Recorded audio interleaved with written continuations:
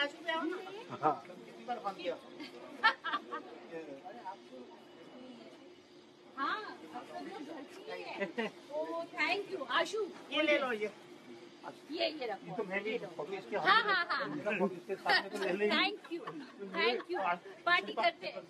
अरे आपको मत देना मैं मोबाइल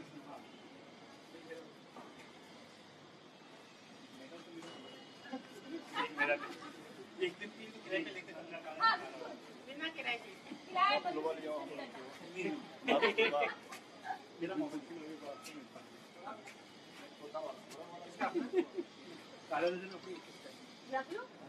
आपका पता नहीं किसका है। इसका होगा इनका हाँ बता रही थैंक यू।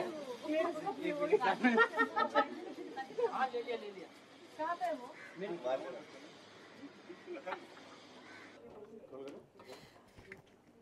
शिल्पा वो खास बात बताइए कि जितने लोग आपसे लड़े फिर सब आपके आगे झुक गए, वो क्या खास था आपके अंदर? सबने आपसे लड़ाइयाँ लड़ी फिर वो सब इमोशनली जज्बाती तौर पर जुड़ गए शिल्पा से, चाहे वो आकाश हो चाहे वो अर्शी हो। started respecting, I'm getting goosebumps. अच्छाई की बुराई पे जीत।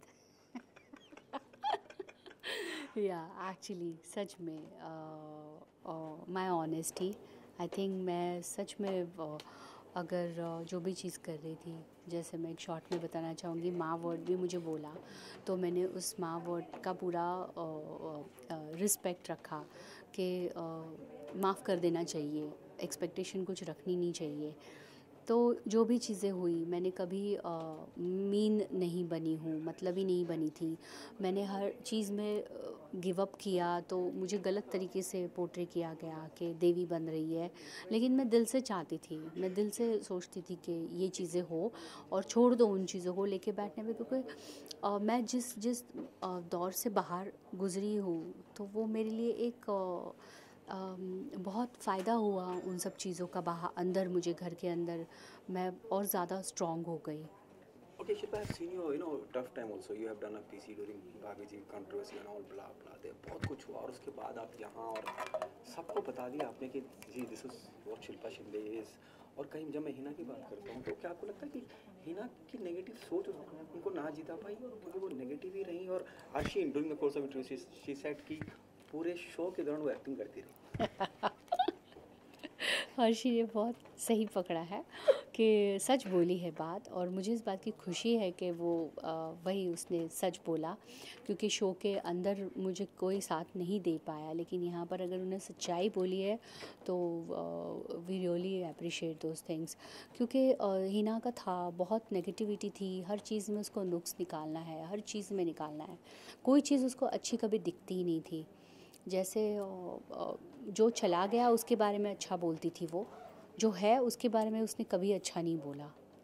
ओके, सलमान बहुत बायस रहे हैं, ये भी हिना का आरोप था, उस बारे में क्या कहना चाहेंगे? क्योंकि उसके बारे में कभी अच्छा उसने चीज़ें अच्छी की ही नहीं जो उसके बारे में बोले। उसको हमेशा जो उसने बातें की है उसी के बारे में टोका है। जैसे पुनीश और बंदगी को लेकर बात है, पुनीश और बंदगी को लेकर बात है, या बॉडी शेमिंग की बात है, हर चीज़ उसने की है और उसके ऊपर डांट मिली है उसको।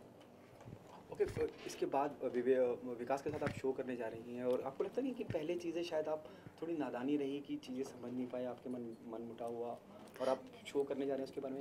नहीं, ऐसा कुछ नहीं है कि पहले नादानी थी या मन मुटाव था।